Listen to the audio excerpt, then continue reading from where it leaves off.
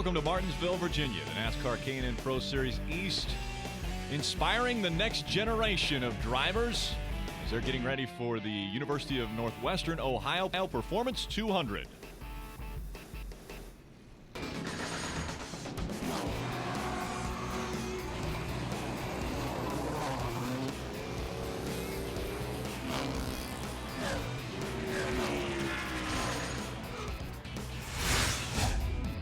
The NASCAR K&N Pro Series East meets Martinsville Speedway, the historic racetrack, the paperclip half-mile here in Martinsville. I'm Rick Allen alongside Phil Parsons. An extremely warm day as it's 90 degrees with scattered clouds above head. Let's hear from Derek Perniciglio. He is with our pole sitter. Ryan Gifford on the pole today in Martinsville. Your first ever pole, first ever stop here at the track. How special of a moment is this for you? This is awesome, you know, to come to a track with this much history and so many great drivers have won here, and to be sitting on the pole, it's awesome. I'm just ready to get out front, lead all these laps, and get a win.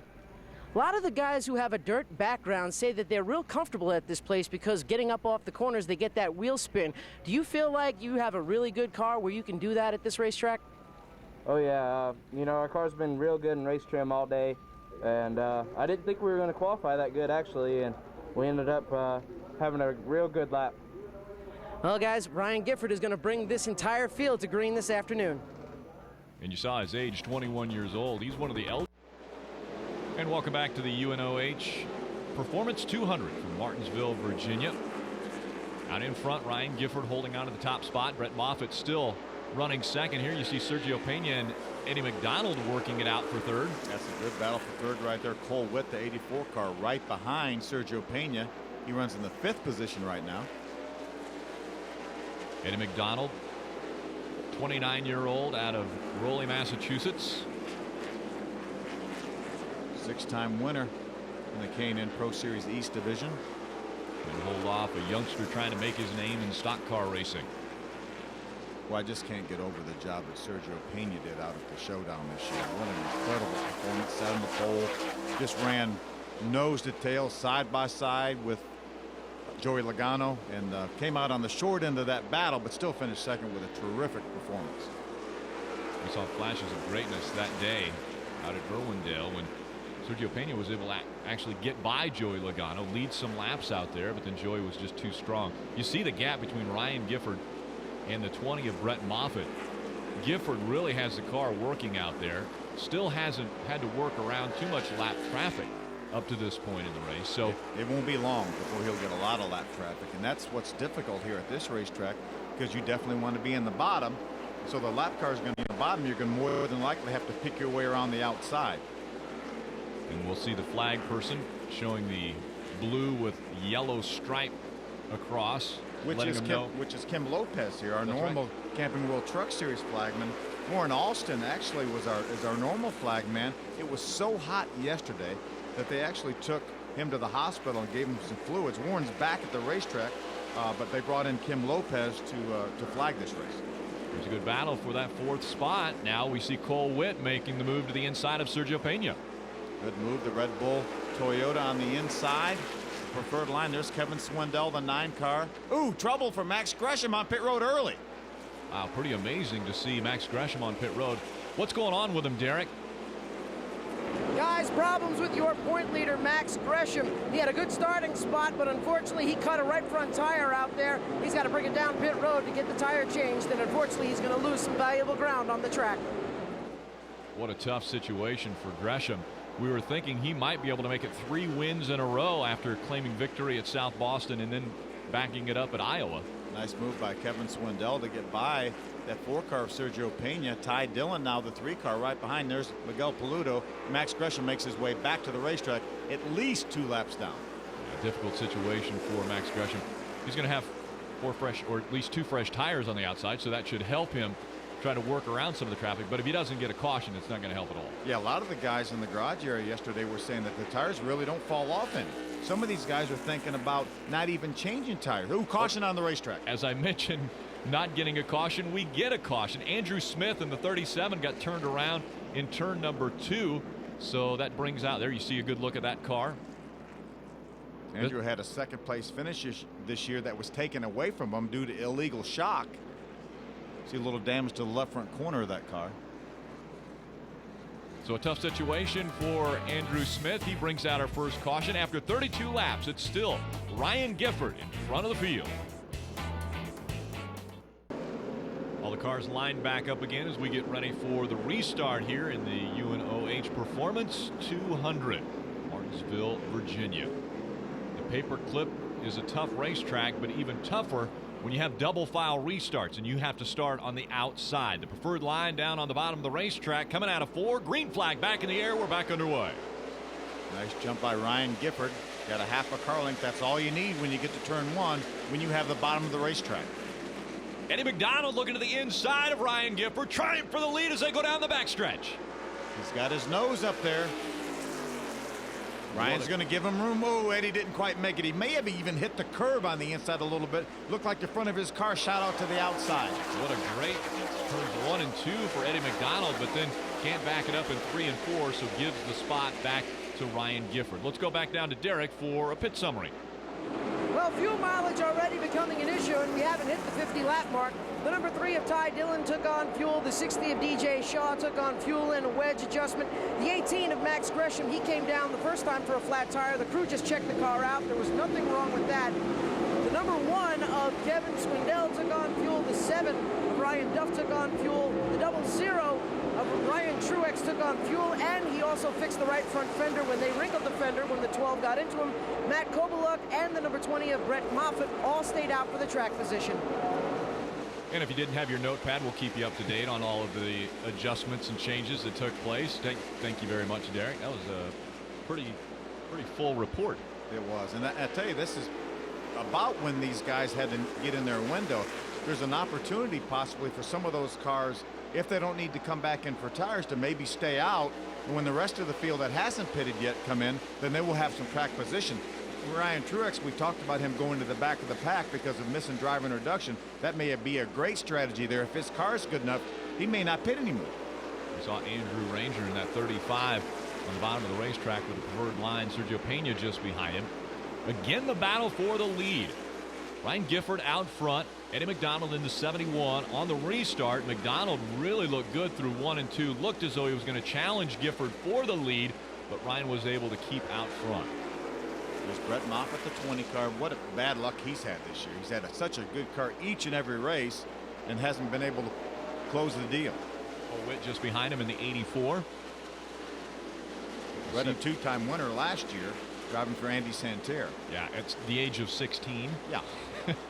He's turned 17 now and looking for his first win in 2010. Cole Witt just behind him. Looks as though Cole Witt might have a little bit better car right now because he's all over the back bumper of that 20, and then you see the gap up to Eddie McDonald. Yeah, Ryan Gifford has been able to open up a little distance after they run a few laps on Eddie McDonald. We talk about young drivers. Cole Witt was the youngest ever USAC midget champion back in 2008. A lot of youth in this series. We see Ryan Truex in the 00 making his way by the 37 of Andrew Smith. Ryan Truex, our defending series champion. Saw that damage. Now we can see it again. A good view of that damage on the right front fender that Derek talked about. Ryan fixing Ryan's crew, led by Mike Gricci, fixing that during that last pit stop, as well as putting a little fuel in. Remember, you cannot put fuel and tires on the same pit stop. You're allowed 4 men over the wall, as we see Ryan Truex try to work to the bottom of Jason Pattison. You can have 4 men over the wall, and they can change 2 tires or fuel, but not on the same pit stop. They experimented with that in the Camping World Truck Series last year and changed back to being able to do both fuel and tires on the same stop. Here we have a battle for 7th. Matt Kobaluk on the outside, Jake Crum on the inside in the 01. Little contact as they come out of 4. You know, Jake won the big Bailey's 300 late model race that they have here at Martinsville last year. That's one of the biggest races all over the country for late models. Jeff Anton in the 30, now in the back bumper of that 40 of Matt Kobaluk. And you see Andrew Ranger just behind him in the 35. So we're lined up nose to tail now. Guys looking for an opportunity to get by, and sometimes they'll make their own opportunity using the front of these race cars to get the guy in front of them a little out of position. Still early though. You know, we just passed the quarter distance mark, lap 50. So it's still really early, but You know, some guys maybe a lot of the cars up front have not pitted yet, so they know they're going to have to at least pit for fuel, if not fuel and tires, and an opportunity to work on their car as well. Ryan Gifford looking extremely strong here in Martinsville, as he's put about 12 car lengths between himself and Eddie McDonald. You see the field going through. A 0-0 of Ryan Truex still on the back bumper of McKenna Bell in the 8. He's right behind Ty Dillon in the 3 car.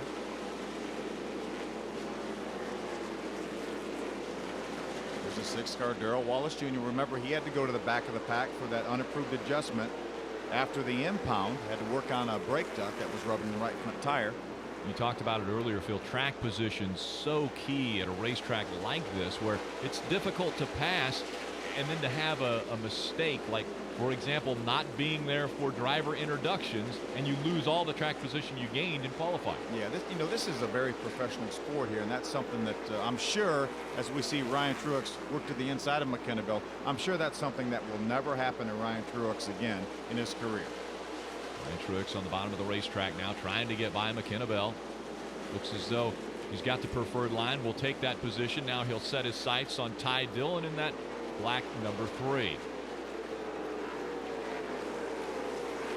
Problems with Eddie McDonald. He is into the wall in turn 4. Couldn't see it very well, but he was running second and got into the wall. Yeah, he may have had a right front tire go down. It looks like it is. Looks like that right front is down on that car. What a tough break for Eddie McDonald. Running second. Yep, a cut right front tire. He's going to try to get onto pit road. See the sparks from underneath. That's probably a sway bar arm. McKenna Bell looks like she has some sort of a problem as well. She's going to make her way to pit road. She ducks onto pit road, as will Eddie McDonald. So she may have a right front tire also. Now we've had other drivers come in claiming that there was a cut right front tire. Why are we seeing all these? Well, a lot of times you can melt the bead on these tires with a brake heat. We talk about how is that Jeff Anton up against the outside wall? Another slid. Jeff Anton slow against. I think he's made some outside contact. Wall. It doesn't look like his right front tire is down as well. Well, you talk about it. We're using the brakes a lot here. You can melt that bead, and potentially we've had 3 in a row. That's amazing. So Jeff Anton will also try to make his way onto pit road. A lot of damage to the right front of that race car. He could have had a tire rub with all that damage, or that cut tire could have put him in the outside wall. But meanwhile, Ryan Gifford is on rails. And again, Ryan Gifford's closest competitor was the 71 of Eddie McDonald. McDonald got into the wall in turn number 4. So now it's Brett Moffitt back there in the 20 that's going to be trying to reel in that number 2 of Ryan Gifford. Cole Witt all over the back bumper of Brett Moffitt. They're a full half a straightaway behind the leader right now, Ryan Gifford. Kevin Swindell, the 9 car, running 4th, 3rd in line right there. Yeah, it's amazing that Eddie McDonald drops out of this heated battle for the lead, and now we've got Brett Moffitt, Cole Witt, Kevin Swindell in the 9. How about Miguel Paludo running up in the top 5? Miguel Paludo with an impressive performance today out of Sao Paulo, Brazil. I think that's the 3rd ever oval race for Miguel Paludo, and this is not an easy racetrack by any means, and he's doing a terrific job. Now, we saw Narain Karthikeyan in the Camping World Truck Series earlier this year come out of this racetrack with a 13th place finish, and on the lead lap it was like, that's amazing for the guy to be on this track for the first time. Yeah, with all the fenders on that truck as well. So he did oh, look at there. Cole Witt gets right by front the 20. tire. Brett Moffitt slow on the racetrack. It looks as though he's got the right front tire problems again. That's at least a half a dozen right front tires that have gone down in the last 5 laps. Caution is out. Caution comes out. It's not for Brett Moffitt, though. It's Eddie McDonald that gets turned around on the racetrack. But what an incredible break for Brett Moffitt. He would have lost at least 2 laps had that caution flag not come out. Caution on the racetrack once again. This time it's Eddie McDonald that brings out the yellow. Ryan Gifford still out front.